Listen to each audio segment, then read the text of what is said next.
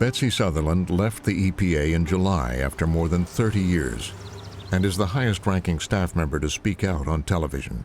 The atmosphere at EPA is really tense.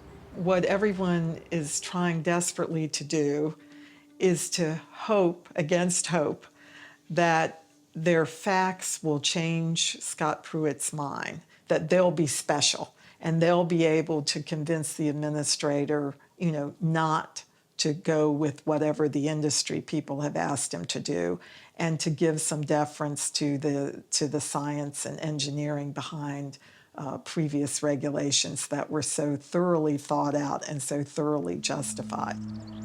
Southerland saw her own work targeted when she says, without warning, Pruitt announced a rule she helped develop to keep toxic coal waste out of the water supply was up for reconsideration.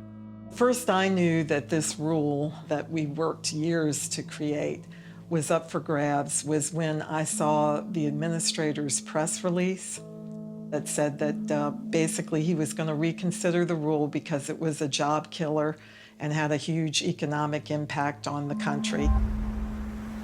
After months of trying, Southerland says she finally met with Pruitt himself to try to explain why the rule was both necessary and cost-effective.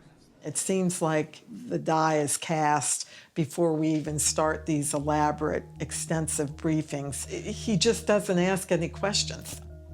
It's just a mystery as to how you can persuade him to not follow exactly what industry asks him to do and instead be more accommodating to the facts of the case. In a statement, the EPA called Southerland's account a false characterization. They noted she retired for personal reasons with a 6-figure taxpayer-funded pension and was now expressing faux outrage. The rule she worked on was suspended in September, 6 weeks after her retirement. At her goodbye party, she offered colleagues a grim assessment of the road ahead.